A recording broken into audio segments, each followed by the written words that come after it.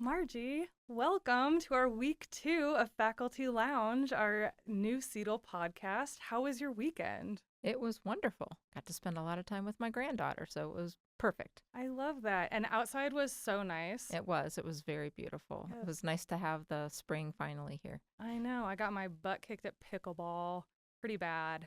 I think my arm may not recover for till next weekend. But what do we have going on this week in CETL, the week of the 13th? Yeah, so it's a pretty quiet week here, but we have a few things going on. One is, as usual, every Tuesday we have our coffee hours. This one doesn't have a theme to it, but stop by. We love it's every Tuesday from 9:30 to 10:30. Stop by, grab a cup of coffee, grab a snack, and have a wonderful conversation with your colleagues. So it's a great time, and I really enjoy it. Something I look forward to every week. Me too. Someone brought me cake today, which I love. Well, I missed that one, but It was fabulous. Yeah, very good. And then the other thing that we have going on, and I'm really excited about this, it's entitled, this is part of our CETL AI series, Reimagining Teaching with AI. And this is the future of AI in the classroom. And my former colleague from the University of Dayton, Dr. Kevin Hallinan, is going to be there. He does a lot of creative uses of AI in the classroom, and I'm really excited for that series too. Very And cool. that is from 1 to 2 p.m. It's over Zoom. You can register, go to our website and our SharePoint site, and you can register for that event, and then you'll get the link to the Zoom link. So really excited for that one. Yay. Yeah. That's going to be very cool. I know the last couple ones, I think that's the 4th in our series, right? Yep, that's last. That's the last one for this year. They've been very, very well attended, and we've gotten some pretty positive response on them. So I'm really looking forward to this one, and then thinking about what we need to do for next year or even over the summer. So I'm very excited about that one. Yes. And I think the first 2 from that series are currently posted on our YouTube page. Well, great. So if people miss those, they can watch them on there. Very good. Yeah. I'm going to have to go back and rewind those and Yeah. learn some more about AI. So that's Yes. great. And then on Thursday, April 16th, we have our faculty development series. And this one's going to focus on promotion and tenure. And that's a very important topic for anybody here at the university that's in a faculty role. That's from 2 to 3 p.m. on Zoom. And once again, you would register through Bridge. And there should be links on our internet page to that as well. So that's a very important topic. So I really encourage folks to participate in that too. Fantastic. And do we know who is speaking at that? Yeah, so that would be Diane. So this faculty development program is something that we do in conjunction with her office. And we sometimes I take the lead on some of the sessions, and sometimes she takes the lead on the sessions. And so she's going to be taking the lead on this session. So, Awesome. But I will be there to learn and listen. So, Yeah. Well, from last I heard, I think we already had 40 people registered, so I think it's going to be well attended. Yeah, I think so too. It's an important topic. So, Yay. yeah. And then just as a reminder, we have our book read, The Opposite of Cheating. There we go. There's the book. I know Beth and I were talking today how we both started to dig into the book a little bit, and it's a really good read. So far, yesterday I took advantage of the sunshine and sat outside on our deck and read a couple chapters. I got a little bit of a sunburn, but it's an easy read. And it's very, very informative too. So I'm really looking forward to the discussion that comes around this book, and honestly just around the whole idea around academic integrity and assessment authenticity and those types of things. So, I think it's going to be a great conversation. This is a different book read. Normally, when we have a book read, we meet once a month for about an hour. And this one we're doing something a little bit different, and it's going to be just a 2-hour session. And looking at my thing for the date on here, but because I can't remember, but that's going to be actually it's April 30th, and it's from 10:30 a.m. to 12:30 a.m. And even if you can't make it for the full 2 hours, come and come and be part of the conversation and add your ideas for an hour or 50 minutes or whatever you can. Yeah. You can stop by ED 220 and pick up a book. If we run out, we'll order more. So far, we have a couple that are just sitting on a desk ready for an owner to come and get them. So, and then what we do ask for all of our book reads, you can either return the books to our center, or you can give it to somebody else.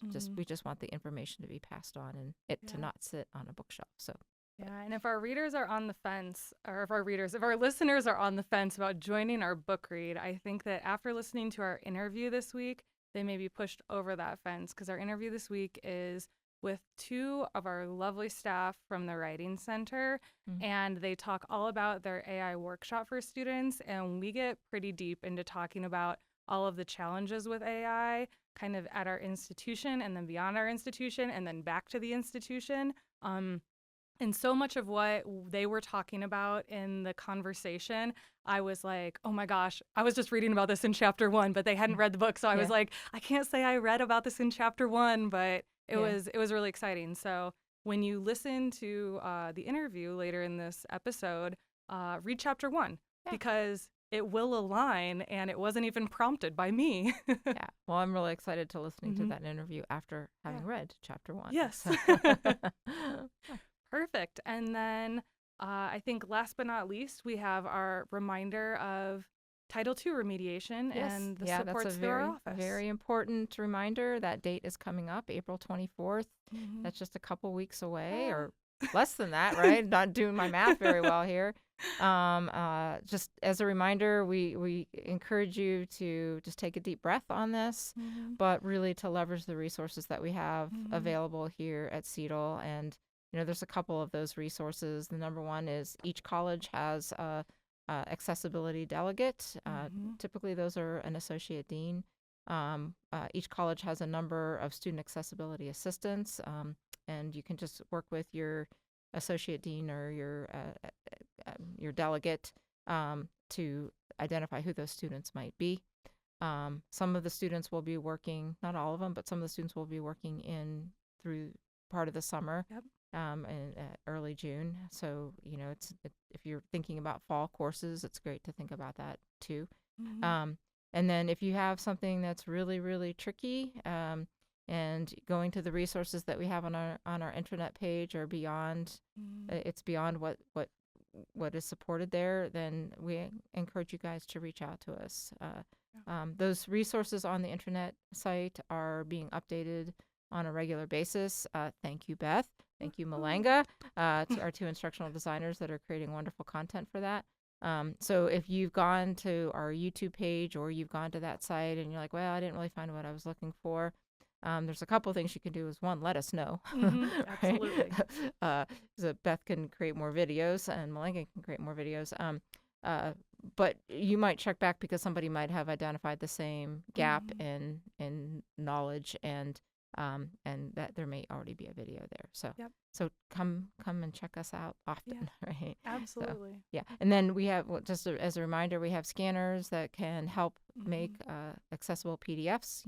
It's not just a one-step process, but it will OCR the PDFs, and then of course you have to tag them. And we have assistants here that can, and videos and how to, so it can either be a DIY type thing, or you can have one of our lovely students help you or somebody else help you, and you can sit and drink a cup of coffee. Yes, which we always have. Yes. So much of. Yes. Yay. Well, I know you have a meeting to run to, and I know I have a meeting to run to, and I'm pretty sure Malanga also has a meeting to run to, who is here being our videographer today. So I will let you go, and I will let our listeners get to our wonderful interview. Yeah. So enjoy. Thank you so much. Yep. Thank you. Yay.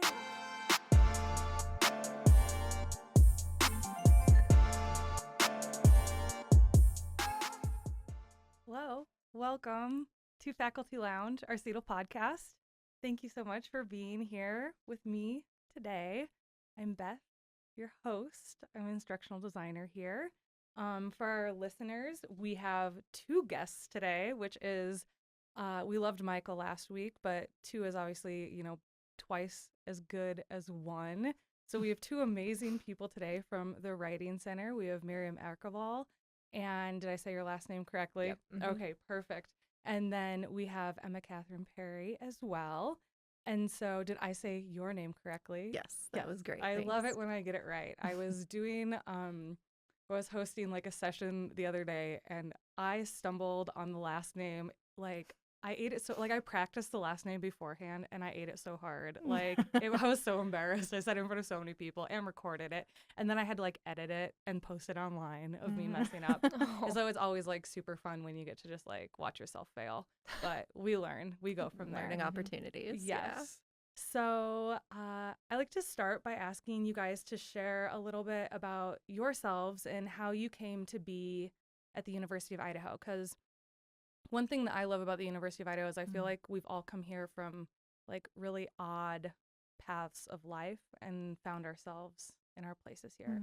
So if y'all want to take turns and tell us how you got here. Sure. Yeah, I can start. So I am the associate director of the Writing Center. I work with Emma Catherine Perry.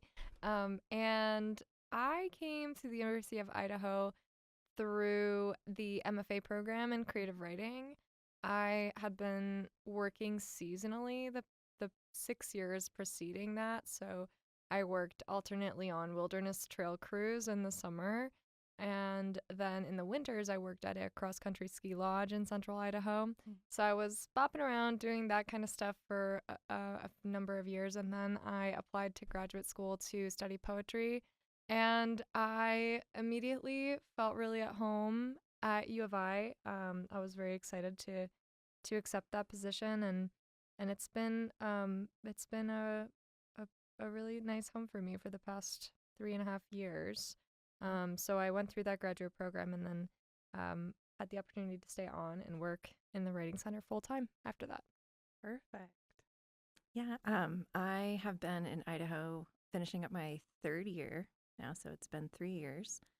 I was originally hired as the associate director of the Writing Center in 2023. Before that, I was working at the University of Nebraska-Lincoln in their Writing Center, and before that, I was working in the Writing Center and finishing up a PhD at the University of Georgia.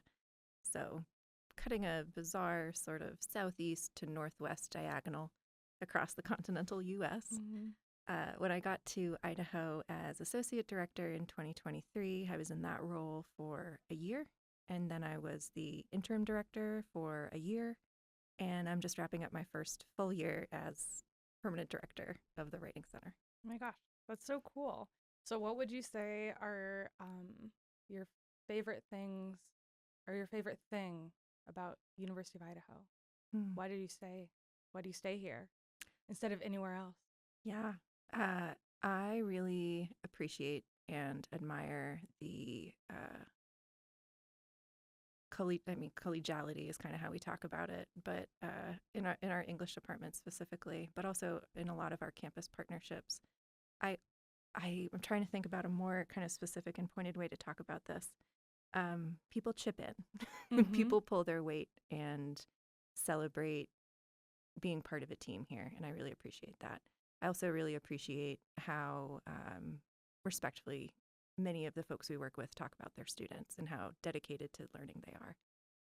And that's not been the same everywhere I've been. So I really do appreciate that about Idaho. I love that. What about you? Yeah, I mean, similarly, maybe my perspective is a little different just because I started here as a student. But I think similarly, I would echo Emma's sentiments on that. I think it was the community that drew me here. It was the community that kept me here. And it's the community that motivates me to continue this work all the time. That goes for the student body as well as the sort of the department and the faculty, our colleagues. I really love how student-centered this environment is. We are a very homey brand of four-year university, I think, and that has felt really good to me. And then the community at large too has played a big part of that for me as well. You know, we're located here in the Palouse, in the sort of like university triangle between WSU and U of I, and I think it just lends to like really surprisingly rich experiences for this small town in, you know, the Pacific Northwest. So or the Intermountain West, I guess I would say. So yeah, it's been really good. When I first moved here, I think like one of the things that stood out to me was just how vibrant the arts community is in Moscow. So that's been a huge factor. I was just like really overjoyed to find that we had an independent movie theater. That was the first thing I noticed. And honestly, the Kenworthy still keeps me hanging on. It's not an insignificant anchor. I love it. I have the film pass, that stamp pass. I go there all the time. Just go there, take my little purse wine. Sometimes I buy wine there too. But sometimes, you know what I mean? You're just like, when you get on like a kick of like a canned wine that you really like, and then you're just like, I need this type of canned wine. Exactly. Sorry, so. You guys don't have my brands. I know. I always get the popcorn, I'll get enough popcorn to like pay for the wine that I should have been drinking there. But, sorry, Kenworthy. Don't worry, you get enough of my money. We love you. Yes. I love that. Well, one of the reasons why I wanted to have y'all on the podcast was I heard a rumor that you guys did a really cool AI workshop recently. So I was hoping that you could share with us about kind of the idea behind that and the process of creating that, and then what that looked like when you did that, and then if you have any outcomes from that, kind of just that overall from start to where we are now. Yeah, great. And we actually, Miriam just led our second iteration of our Alternatives to AI workshop last week. So this project is very much evolving and ongoing. The idea for the Alternatives to AI workshop came out of some experiences we were having in the Writing Center, as well as some research that we've been encountering about students and AI and writing.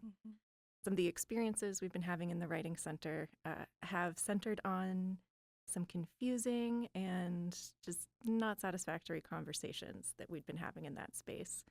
Our tutors had reported some, confusing or slightly tense interactions with other students while they're trying to support other students on their writing. It's really hard to help somebody on their writing if they are hiding something about their process from you. Yeah, for sure. And so, we were having conversations that were, not fulfilling to either party and not productive for the student writer. We were also having conversations with students who had been found liable for AI misuse in their classes. And those conversations were, they weren't negative interactions. They weren't bad, but I thought we could be doing a little bit more. Writing is a social practice, and connecting with other people through your writing process is a really important part of that process and really important for effective writing. And we decided that instead of everybody being in their weird secret little corner with AI, let's all get together in a room and just talk about it. And so our Alternatives to AI workshop is hopefully going to continue to be offered twice a semester. And it's a space where students can reflect openly and honestly on their own AI use and how they feel about it, and make a plan for either incorporating the technology ethically in a way that aligns with their values, or for finding other solutions. This kind of harm reduction approach was inspired by some research by Annette V. coming out of the University of Pittsburgh last year, in which she, with the help of Norton Textbook Company, surveyed a really, really wide range of students and found that pretty much everybody has used it or is using it, and a lot of people feel really bad about it. A lot of people feel guilt, frustration, indignant about they feel indignance about the state of their education right now. So it's not going away, but we need to learn to coexist and co-learn and co-think a little bit more effectively. Yeah, totally. You said it so well. Make a little I speech. feel like Really we covered just looked at you very aggressively there at that moment. Your Then. turn. And now it's Applause. you. Yes. Well, I think Emma said it so well. And, this workshop was her brainchild because we wanted, like Emma mentioned, a more effective way to talk about the choices that writers are making here at the university, and to foster agency. So just rather than have this sort of charged interaction, which has a sort of punitive backdrop, which I think has been happening to a lot of our students, and we've certainly, we were coming out of that on our end feeling dissatisfied, and maybe also like we didn't want to associate what's ultimately an academic support service, you know, the Writing Center, with a punishment. Yeah. And so this was sort of a way for us to take back our own agency in that process and say, like, hey, we're actually just here to help you. We're not reporting to your professor. We're not reporting out to the administration. If you tell us you're using AI, you know, that's your business. That's part of the decisions that's part of the decisions you're making in your writing process, and that helps influence where we go from here in our appointment. So just really, you wanted to highlight that and also provide a forum for discussion, like Emma mentioned. And that has been, you know, I wasn't expecting people to be so open about what they were feeling, and really, you know, being open to leaning in and talking a lot during these workshops. But that really has been the case. You know, we both teach composition and undergrad, and it's not a common experience to get a bunch of undergraduate students together and for them to be excited to talk about something. So that was sort of our clue that we were on to something, and it's continued to be really productive. Yeah. Can you obviously, without sharing students' names and identities, can you share any of the things that stood out to you, of like the conversations that were had or things that were said that you think might resonate with our faculty or staff listening, or graduate students, TAs, listening to this? Yeah, for sure. I can start, and maybe Emma, you'll have more to add. But you know, I think what stands out to me is that there's a lot of different messaging going around, and students feel simultaneously, I think some students feel backed into a bit of a corner, where you don't really have the option to opt out in certain fields and in certain departments. And that makes sense. That may make sense for those departments and those classes and those professional, you know, those careers that those students are going into. But also simultaneously feeling like they miss learning. And I think that this points to a gap in, you know, between the potential of AI, which, as we know, is enormous, and it is a tool at the end of the day. But there's a gap between the potential and the delivery, potentially, and the way that we're expecting students to engage with this tool. And then there's a gap between that and the way that students are sometimes prohibited from using the tool. And I think this, you know, we've seen this on our end as instructors and as administrators in the Writing Center, that students are confused. And I was really thrilled to be able to hear firsthand how they're feeling about that. And yeah, I think it just, for me, also opened up, you know, a different perspective on these conversations, because we're all sort of siloed in our own experience here in this institution, and it's hard to know what's going on for someone else. But yeah, to me, it felt like a gateway for empathy in that sense. Yeah, I love that. I think these gaps between perception and experience, these several gaps that you're mentioning, I think are would hold instructors in such good stead if they just remembered. I think there can also be moments where, and this is documented in writing studies, instructors can take it really personally when they feel as though plagiarism has been committed, even though it is almost never personal. I would say 99.999% of the time it's not about you. Plagiarism and authorship questions are also deeply, deeply debatable and have been in writing studies since, 200 years ago. We know that we get ideas from our interaction with others, other beings, other non-human and non-organic interactors, as well as, other humans, other people. And so the role of technology within idea formation and within drafting is, it's not settled. There's still a lot of conversation to be had about that. And so I think I would also want to just invite instructors to choose what kind of interaction they want to have with their students, as opposed to thinking about whether their students are doing something right or wrong, because those questions are actually a lot harder to answer than we think. And we have the opportunity to have some really fruitful conversations, some really positive interactions with our students around these ideas. As Miriam said, people want to talk about this. They are getting a lot of mixed messages and not feeling as though conversation is necessarily encouraged, right? It's like either do this or don't do this. And so having a beginner's mindset is also beneficial to experts in the field, as well as to novices.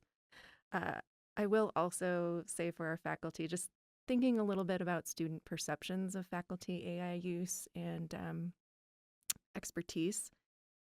Students are also vastly underestimating, I think, that faculty can tell they're using AI. I think there is a kind of, there tends, and this is again drawing on Annette V's research, which is about a year old now, they really don't think that it's possible to be detected. Whereas on the other side of the interaction, you have instructors kind of pulling their hair out because why am I reading so much slop? Like, just, Absolutely. So I think the prevalence of AI now, it may have created some new divisions. I think it also has visibilized or exacerbated some existing interpersonal relation issues between students and faculty, issues of trust, issues of support.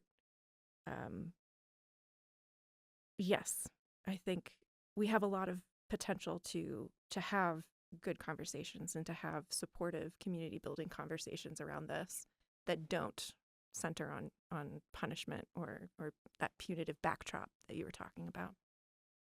So in these workshops that y'all have, is it just for students, or do you also invite faculty to join this conversation? Because I feel like that would be a very different dynamic to the space. Yes. Yeah, we're both kind of laughing because between our first and our second workshop, there has been a little bit of a shift in the demographics of who's attending. In our first workshop, we were completely full. It was a big group of mostly students, almost entirely, I think, with one exception. There might have been a grad student in there. Yeah. What is the capacity of your workshop? About 35. 30. Okay. Yeah. Okay, so big. Yeah. That's a big group to have a conversation And that's with. just restricted to the space that we've been using. Yeah. But our second workshop was a little bit smaller, and that one was made up about half and half of instructors or graduate student instructors and undergraduate students. Okay. And so I think that that's really interesting to us because it points to the fact that there's another gap, right, between what faculty and instructors are being or maybe how they're navigating these questions as well. Yeah, I'm just thinking now, I wonder, because it seems as though, and we haven't done any formal study on this. This is just, registration surveys and that sort of thing and casual conversations. It seems as though many faculty or many instructors, people in instructional roles on campus or student support roles are interested in the workshop because they would like to design a similar service for students in their spheres and their bailiwicks, whether they want to do it for their department or whether they want to bring it to another program on campus. Then we also have some advanced writers, some graduate students, postdoctoral researchers, faculty people who want this resource for themselves, who are also feeling uncomfortable with their AI use and would like to talk to somebody about how to re-engage with the social situated practice of writing. And that's really interesting to me too. Honestly, we do serve everybody in the Writing Center. We offer faculty writing support as well as undergraduate and graduate writing support. We might, not to give us more work to do right at the end of the semester, we might consider having some kind of faculty equivalent or some kind of parallel conversation space. I think it will be important going forward to also have a dedicated non-instructor space, just so students don't don't worry about, so students feel like they can talk candidly. Mm-hmm. Because there is, a pretty clear and dramatic power dynamic between undergraduate students. And regardless of how egalitarian and friendly you are as a teacher, you're still giving out grades at the end of the day. So that is one of the benefits to writing center spaces, whether it's workshops or appointments or conferences with other tutors. It is a peer-to-peer space and a non-judgmental space. And so, we'll think about that a little bit going forward too. Also really enjoying connecting with other colleagues across campus on this topic. I think there's a lot more to say. Yeah, for sure. And I think I'm glad that you brought up that point about how these questions are being applied for advanced writers and how that might differ from undergraduate writers. And at the same time, I think some of the core underlying concerns are very similar.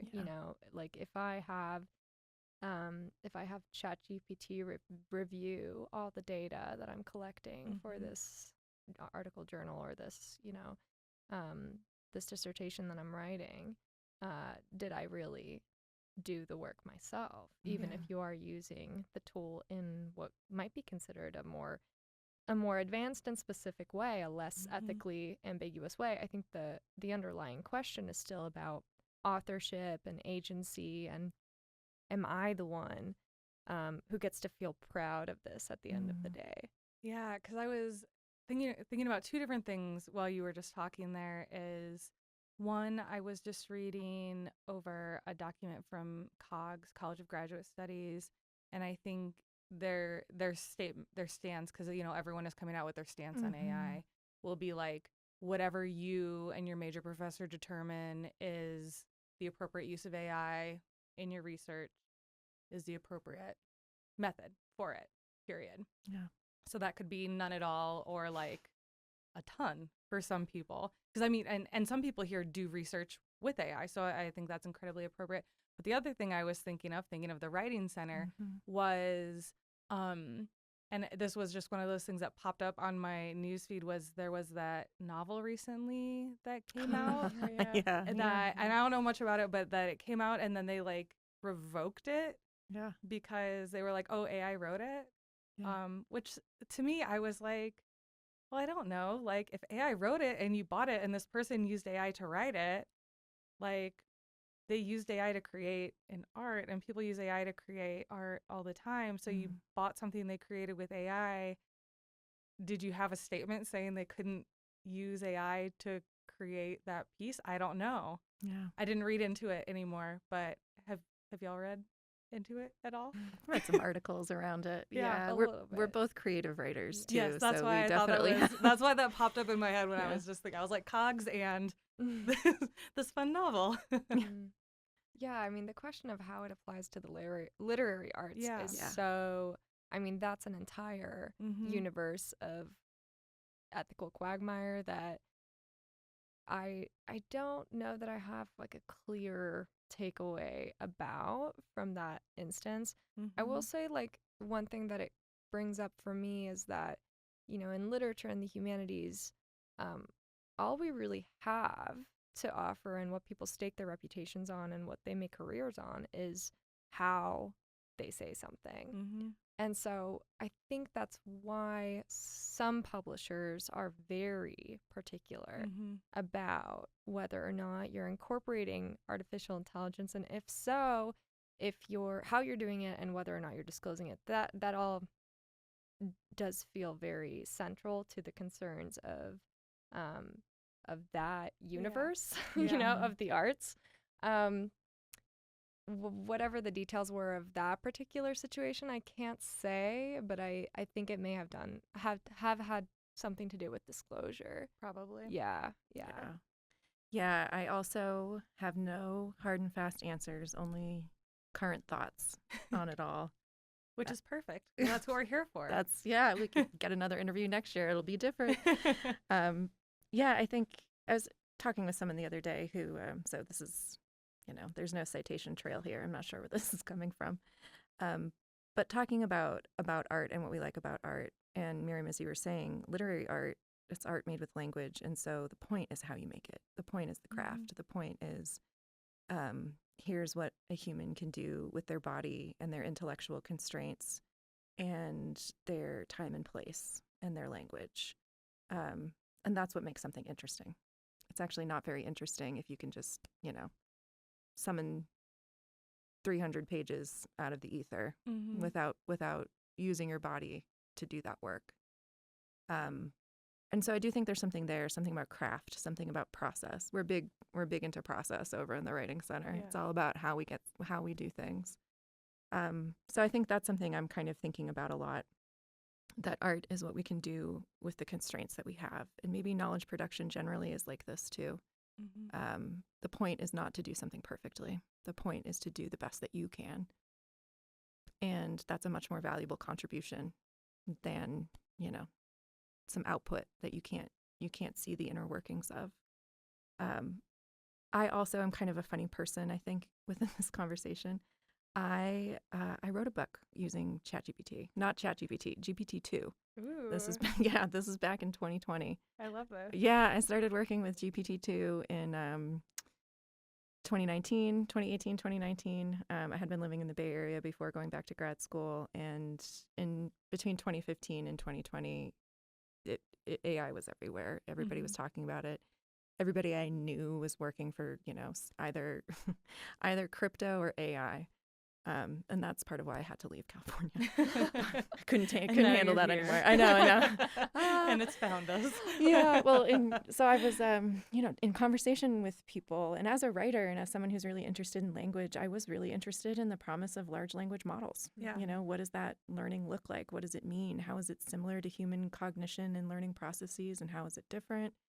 I was also, in graduate school at the time, and my partner was still in California, so I was doing a lot of AI-oriented research at the time in order to get funding to go visit my boyfriend. So that was, I was also looking into the history of artificial intelligence, looking at kind of 1950s and 1960s origins. And, as you were saying, Beth, about the book, like, that was written, I think, primarily by AI and then retracted from international publishing, right? It had already come out in the UK. Yeah. People still connected with it, even though it was written by a robot. And I think this is something, the traces of this we can see even in early AI history. The first sort of computerized chatbot, I'm like, I don't know, 52 or 54 or something, is her name is Eliza. She's a feminized computer program named after Eliza Doolittle, a fictional person in a play by Bernard Shaw, whose way of speaking is unacceptable, and she is forced to speak, quote unquote, correctly throughout the course of the play. And so we already have this basis of like linguistic assimilation and acceptable modes of expression, just like baked into the absolutely originating idea, right? It's all right there at the beginning, as is this capacity for people to attach to something, even if the origins are uncertain. Eliza, actually, her creator, Weizenbaum, Dr. Joseph Weizenbaum, shut her down, pulled the plug on her after a few months because people in his lab were getting too attached to her emotionally. His assistant used to close the door and say, "Nobody come in here. I'm talking to Eliza." Oh, no. And so, and now we see people, we see the consequences of attaching to things that are not meant for you to attach to. It's like, we're like that monkey in the zoo who has like a stuffed animal girlfriend, It's like, okay, baby, but that's not real. It's okay for now, but it's not real. Yeah. And so I really, really admire the capacity of humans to attach, and we're wired for connection. We are looking to be moved. We are ready. And I think that makes us really vulnerable too. Sorry, I'm talking a lot. No, this is literally, that's what we're here for. Cool. It's a podcast with also a video, with a visual and component. so, but it's like a vlog kind of of what do we say, a video podcast, a vlogcast. Yeah. I don't know. We're here to talk, so like, Cool. please talk. Okay. It's not for my voice. I've got a for microphone yours. pointed at my face, Yeah. so I'm like, another thing. Yeah, good. That's what it's there for. I love it. Yeah, just This is thinking, my dream in reality. cool, yeah. Cool. Well, give me the hook whenever it's time. But so the process of writing my first book of poetry, it's called Block's World. And the title, Block's World, is actually taken from a 1970s planning domain for AI, in which a certain set of physical parameters were fed into a program, and then the computer would literally try to move blocks within those physical parameters and teach itself what it could and couldn't do through trial and error. And so I was analogizing that. I was interested in analogizing that experience, that experimentation, with the sort of very human experience of not really being able to figure out what is going on with your life. You know, like, so what blocks can I stack? You know, so what do I do when I get a triangle? That kind of thing. And so I was using a lot of textures from this early AI research that I was doing. And I was also, I had GPT-2 running in the background too, because some of the ideas that I was trying to work through, you know, were very confusing for me. Just, you know, life experiences. Why did I feel that way? What is going on? And I ended up using GPT-2 just to develop more textures in that questioning. I would feed a poem into GPT-2 and then just have it continue to generate text from it. Like, what does the robot think I'm talking about right now? That kind of thing. Like, what is going on here? And then I would, and then I applied that output into, it's a bit complicated process, would take that output and apply it into yet another generative process using tarot cards in order to get more imagery and more textures, and then taking those 3 layers of interpretation and then kind of smashing them into, you know, compressing the layers in the stack into one poetic inquiry was a really exciting way to work, and was really fun. And I'm really proud of what I made through that process. I think it's also very different from prompting. Yes. There's no prompt. I didn't prompt it. There was no prompting involved. It was before we were thinking about prompts as much as we are now. It was more dialogic. Yeah. And I think too, what I see are, or what I hear, like, maybe differences are, you know, I think when I was working in Dean of Students' office, so many students would come in and, you know, either be navigating the conduct process or be navigating, like, you know, I'm just so confused in this class that I think I'm just going to use AI. I'm not really sure what I'm doing. Like, I can't lose, my grades can't go down because I can't lose my funding, because then I have to go home. Like, you know, all of these very, very complicated situations that they're in, leading them to use AI to help them with their work. And I think, like, help them is, you know, cheating, academic dishonesty on their work. And I think there's the difference between putting your assignment in and having generative AI spit out an assignment that then you just turn in. And difference between that and then having, like, engaging with AI as part of your creative process, whether it's creative in, like, the artistic sense or creative in the research, you know, whatever you're creating. I do think those are 2 very different processes. And I think the one that a lot of our faculty and our students are struggling with right now is that first one of, I don't get it. And for some outside reason, I am not, like, I don't have the capacity to get it. Time, whatever it is. And I think that's hard, because I think, this isn't my podcast right now. What do you think? What do you think? Well, I guess what are you hearing from students when they come to you? What are you hearing? Are there challenges to of, like, why they are using AI in the process that isn't the cool, creative, The playful, integrated. Exactly. Like, giving you feedback ideas, or using it to help you learn new things, or using it, you know, like, as, you know, Yeah. in the way, I don't even want to say the words I'm saying are in the way it should be used, but you can't give it a should be used. Like, you can do things the way you want to do it, whatever. You know the question I'm asking. Mm-hmm. Yeah. Like in a way, I think that what I'm hearing is like in a way that maybe aligns with the rhetorical purpose at hand. Yes, That's a exactly. phrase that we use a lot in the English department and in the writing center, and it has to do with just knowing what your job is as the student, who your audience is, and what the genre of what you're producing is as well, what it looks like, and accommodating accordingly to create writing. And that's a process that we use all the time, you know, whether or not we're thinking about it actively.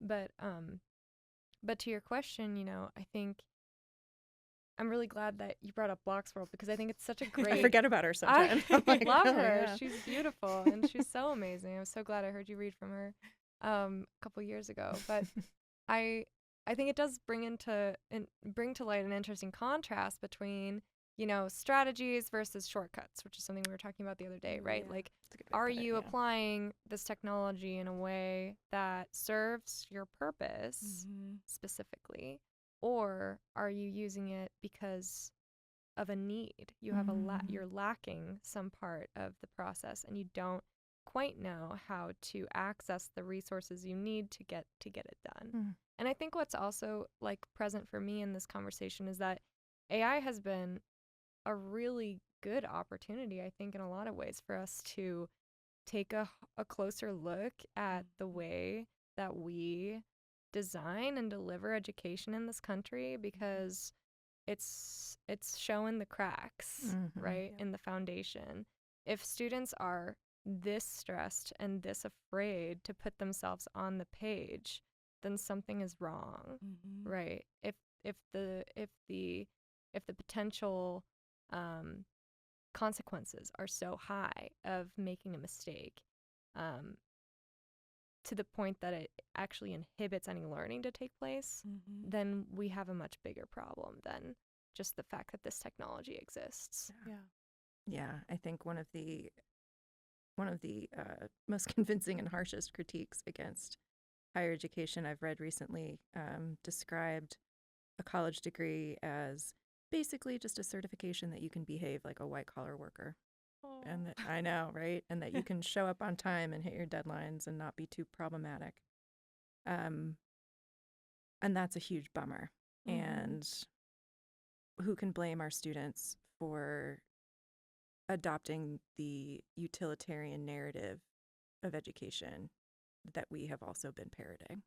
Yeah. You know, like, you need this education for your survival, for your economic future, you know, as opposed to you need to develop social, emotional, interpersonal, rhetorical awareness, intelligence, abilities, in addition to, you know, whatever subject matter specialty you prefer. You know, some majors are directly, you know, tied. The connection between, it's getting a little more tenuous. You know, we can't really say these things with so much certainty anymore. And there's still a lot of value here. And regardless of how much and whether you'll be using AI in your job, and I'm speaking to students now, I guess, with this second person pronoun, you will still need to know who you are and why you are doing what you're doing and how to modulate your expression with respect to those realities.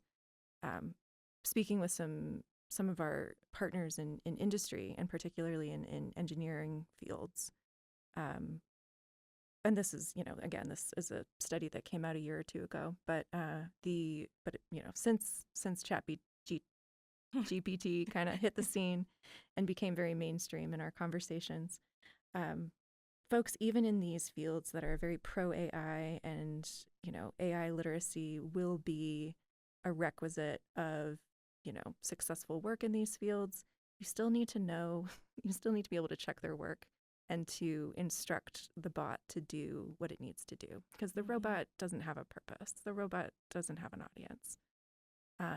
And building that critical thinking ability is still really important, even if we have new technologies. it remains really important. Mm-hmm. Yeah, I'm so glad that you bring that up. And I think, our conversation about like, how could our students not take the opportunity in some ways to like go for a sure thing when so much is on the line, Mm-hmm. like going to school is in some ways it can be like a very violent learning process, right? Yeah. Like you have to put a lot of yourself away. Oh yeah, I guess I'm just saying like I think that these questions and problems that are coming up for us here at the University of Idaho, and I think across schools across the country, are making me think a lot more about how, as an instructor, I have a responsibility to make sure, however I can, to start to chip away at some of the expectations that maybe aren't entirely um, fair or just or Achievable. achievable, Yeah. right? Because if you want everybody to sound exactly the same way, to sound like a white collar worker output, Yeah. then like why not just have students talk to a chatbot for 4 years and then go off into the world? But if we're interested in what Emma's describing, which has to do with like connection and exchange and engaging creatively with things that matter to us, which don't necessarily have to be writing, but writing is the mode through which we express those ideas and those things, then it's important for us to challenge some of the norms that have led us here. Yeah. I also just think about, I think, yeah, I 100% agree. Also, you mentioned students being so stressed, and our students do more with less than any students I have ever met in my entire life. It is amazing. Students take 5 classes a semester here. That is not the norm at any other university that I've worked at. More. Yeah. Honestly, some of them take so many. They come through, like when I worked in case management here, it was, they come in, I'd be like, well, I know why you're depressed. Yeah. Like, it's not a medical thing. Don't worry. It's called your course load. Yeah, your course load and your overnight shift at Wendy's are crushing you. Yeah. And so I think, yes, AI has exposed some of these, some of the cracks in the foundation, as Miriam was saying, about even the folks in higher education. Like, how have we been talking about what we're doing here? And also, how can we be more respectful of our students' realities? And then if you're asking them to do something that ChatGPT can do and that is not clear to the student why they're doing it or that they will ever have to do it again, and they, have like 4 finals and, Jimmy called in sick, so they've got to go into work, like, of course we're going to get some computer generated writing. It seems obvious, it seems like that's just like, who can blame them, I love that. And I think, a lot of times talking with faculty, they're like, well, I don't want to decrease the rigor of my course to match students carrying a higher workload in life. And I'm like, absolutely. Yeah. You shouldn't decrease the rigor of your course. Like the degree that they're achieving should be a degree that they achieve through meeting the rigors set by your course. Life happens, so we can be accommodating to an extent. But there are places, situations that hardship, withdrawal, different things, in place for that.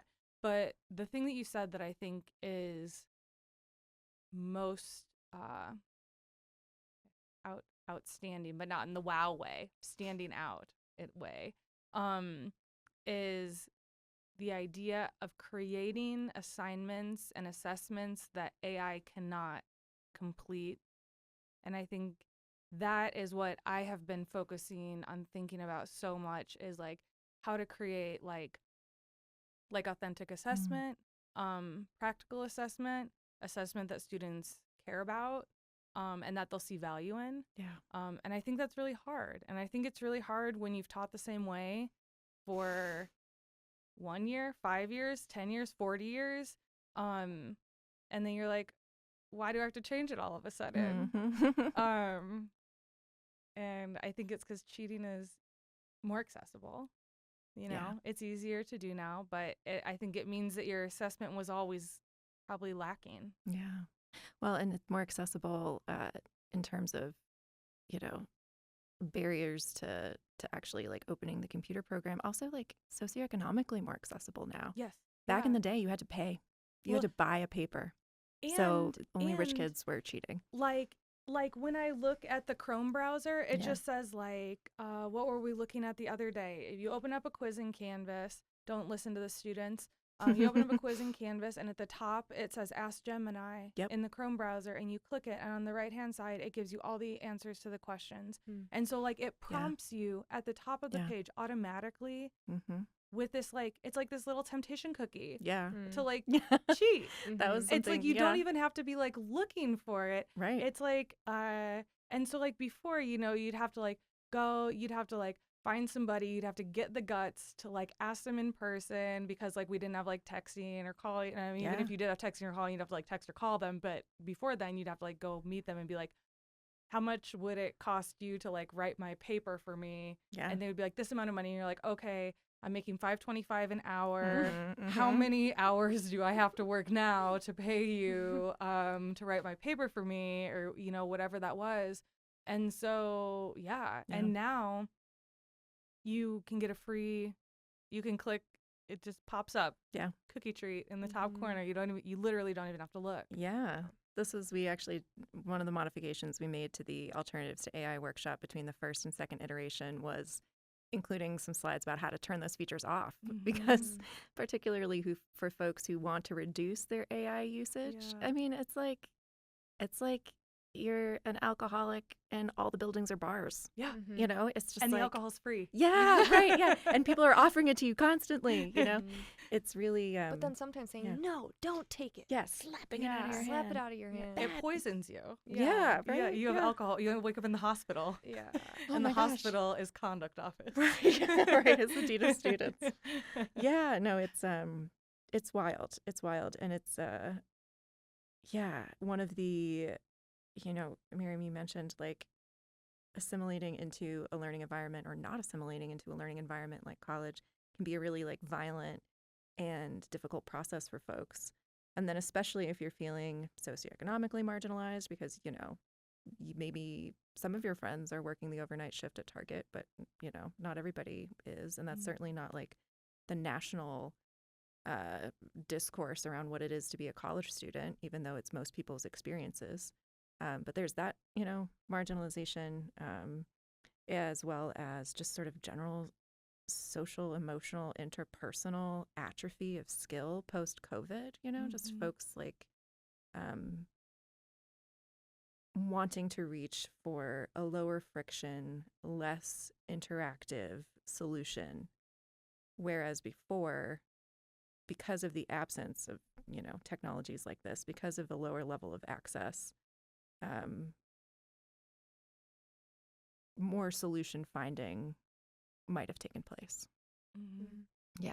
If you just have a little bit more time to think about it, as opposed to just, you know, when the pop-up comes up, just going, okay. And we gave a workshop a few months ago at the Student Success Symposium Initiative. Symposium. I think so. With some strategies that we can all use as instructors. And of course, this is all sort of developing as we speak. And I think, I don't know, I'm certainly not doing a perfect job of it either. I think, but things that I try to incorporate now, which is like just thinking about, you know, speaking to some of the things that Emma mentioned earlier, like how does this assignment, whatever it is, contribute to the students' self-advocacy, right? Like for becoming who they want to be, why they're in, you know, the reasons why they went to school to become whatever it is that they want to become. How is it contributing to that? How is it contributing to, you know, their identity as a professional and as a person in the world who wants to express their ideas authentically?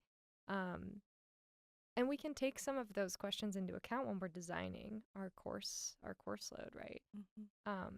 We can also do a lot of that writing, do a lot of that thinking toward those assignments on paper in class, you know? And it may sound a little bit elementary, I guess, but I think that really has been a sort of emerging national trend now, especially in English departments all across the country, that people are returning to paper and just doing some of this thinking in real time with each other, where there's opportunity for discussion and there's opportunity to ask questions, just to sort of dial down that temptation of the carrot dangling right in front of your face at all times. Because if you already have 6 pages kind of scribbled in your notebook on your topic, then, you know, maybe you'll start by typing it up. Well, I think we've talked for an hour now, so I appreciate you both so much. I will let you get to your day. I'm sure you have so much. I have absolutely loved having you here. This is going to be a fabulous episode. I can't wait to hear it. I am so excited to listen, and thank you again so much for being here. Thanks for letting us. Oh my gosh, yes, it was the best. And again, can you repeat, if anyone wants to reach out to you, what is the best way to reach out to you? Yeah, email is the best way to get in touch with us. writingcenter@uidaho.edu. We'll get to both of us, actually.